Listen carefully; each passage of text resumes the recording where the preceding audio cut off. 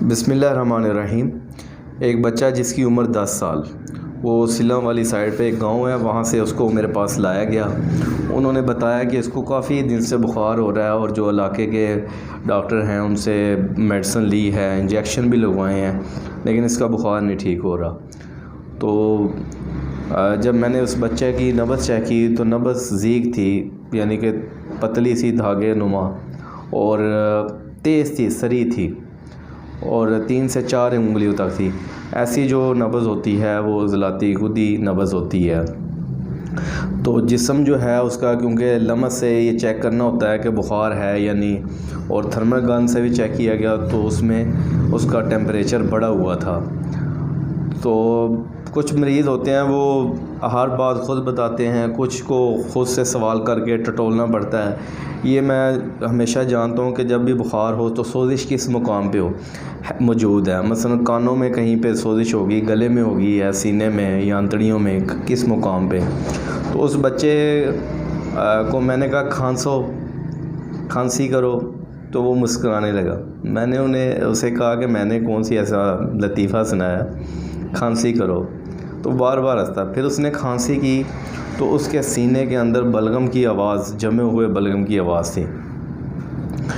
तो यानी उसका सीना जो है वो बलगम से भरा हुआ था। तो बंदा ने जो उसको दुआ तजवीज़ की, वो गुद्दी असाबी अक्सीर जो है वो 4 रत्ती, बंद नज़ला जो है वो 3 रत्ती, 7 गुलो जो है वो 1 रत्ती, कुश्ता गौदंती 2 रत्ती। ये सुबह दोपहर शाम 3 टाइम नरम गज़ा खाने के लिए कहा गया। उसके बाद ये खुराक खाने के लिए दी गई, क्योंकि सीने के अंदर बलगम जमी हुई थी। तो यहाँ पे हमेशा एक बात याद रखें कि जो भी असल मर्ज़ है, अलामत को ज़्यादा फोकस ना करें। बुखार जो है वो कम्बिनेशन देना इतना ज़रूरी नहीं है जितना उसके सीने में बलगम का इखराज ज़रूरी है। क्योंकि बुखार कम्बिनेशन इसलिए दिया जा रहा है कि इसमें बहुत ज़्यादा जो है गैर तबई हरारत से तहलील हो जाती है, जिस्म टूटता है, तो इसको भी साथ साथ कवर करना होता है। लेकिन जो बुखार जिस वजह से हो रहा है उसके बलगम जमी हुई थी, तो उसको ज़्यादा फोकस किया जाए।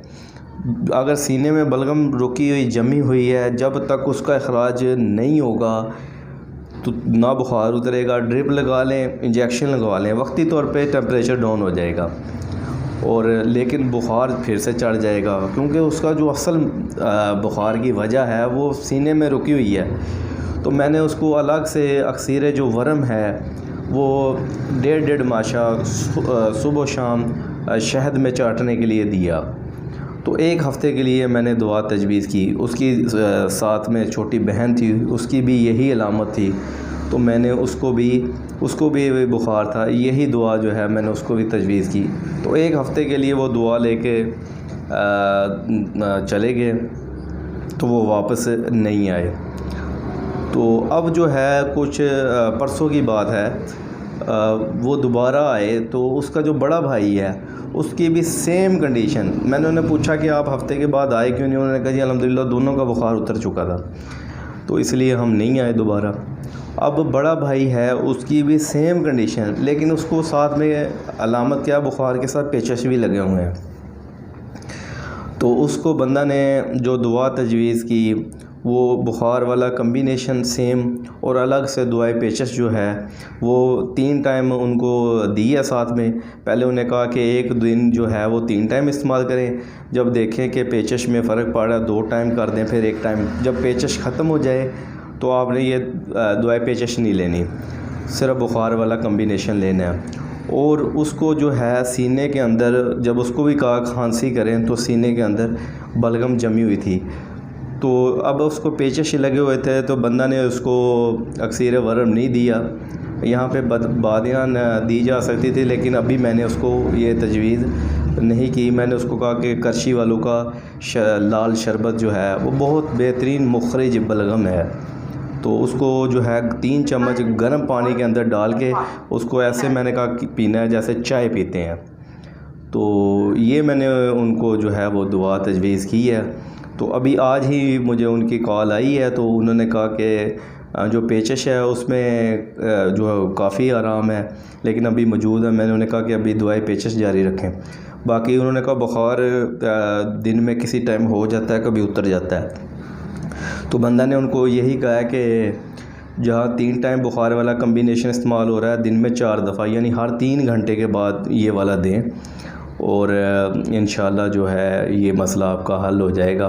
क्योंकि उसको काफ़ी दिन से ये मसला बन रहा था और आँखों के गिर्द हल्के पड़े हुए थे, आँखें जो है वो गहरी हो चुकी थी, और वो यहाँ बैठा हुआ मुझे कह रहा था कि जो है अंधेरा आ रहा आँखों में, बिल्कुल उस ज़ौफ़ आ गया बुखार की वजह से ना। तो अब इंशाल्लाह हफ्ते के बाद जैसे ही वहाँ से मुझे कोई फ़ीडबैक मिलता है, मैंने कम्बिनेशन आपको बता दिया है, तो इंशाल्लाह इस पे मज़ीद आपको बताएंगे कि उनको इससे फ़र्क पड़ा या नहीं पड़ा। कुछ मरीज़ होते हैं जिसको नहीं भी फ़र्क पड़ता, मैं आपसे वो शेयर करता हूँ जो अल्हम्दुलिल्लाह जिनका कामयाब इलाज होता है। बाज़ टाइम ऐसे होता है कि तशख़ीस भी सही होती है, दवाई भी तजवीज़ ठीक होती है, लेकिन शफ़ा नहीं होती। शफ़ा तो हमारे हाथ में नहीं है, वो तो अल्लाह ताला ने जो शफ़ा देनी है और उसका एक टाइम होता है, और किस बंदे के थ्रू शफ़ा मिलनी है वो भी बाज़ टाइम मुकर्रर होता है। तो ये जो है मैंने उसको दुआ तजवीज़ की। बाकी ये है कि एक हकीम साहब मेरे पास आए थे, तो बड़ी खुशी हुई मुझे मिलने आए काफ़ी दूर से। तो उन्होंने जो है मुझे कहा जी मैं आपसे कुछ सवाल कर रहा हूँ, मैं आपका टेस्ट नहीं ले रहा हूँ। मैंने कहा जी आप टेस्ट ले लें, अच्छी बात है, इंशाल्लाह जो जितना इल्म है इंशाल्लाह आपसे शेयर करेंगे। तो उन्होंने कहा कि अगर आप असाबी तशख़ीस कर लें तो फिर आप क्या करेंगे। मैंने कहा उन्हें भी ठीक है, ये बुनियादी इल्म है, इसके लिए जानना ज़रूरी है, लेकिन हमारा ज़्यादातर फोकस होता है कि जिस्म के अंदर चल क्या रहा है और हमने करना और कहाँ पे किस चीज़ की कितनी ज़रूरत है।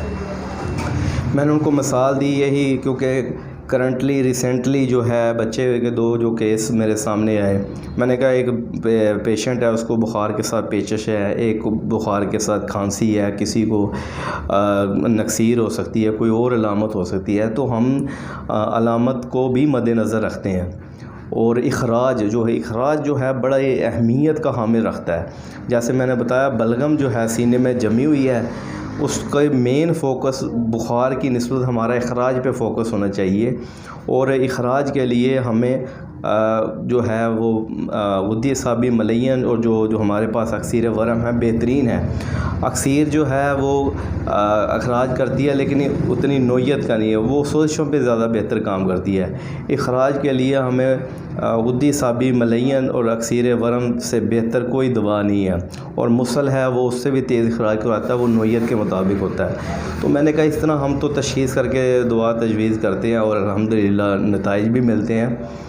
बाकी मैंने कहा कि ख़राज पे बड़ा फोकस होना, मसला यूरिक एसिड अगर बढ़ जाता है, यूरिक एसिड की कोई भी मेडिसिन दे, लेकिन हम जो है ऐसी दवा भी तजवीज़ करते हैं ताकि पेशाब के रास्ते भी उसका इखराज तेज़ हो जाए, या कोई ऐसा ओराम है, फोड़ा वगैरह है जिसकी वजह से बुखार हो रहा है, तो उसको ऐसा कम्बिनेशन ज़रूर देते हैं कि वो तहलील भी हो और ऊपर जो है मरहम बांधने के लिए दी जाए, और ऐसी दवा दी जाए ताकि उसका इखराज जो उसके फुजला उसके अंदर मवाद रुका उसका भी इखराज हो।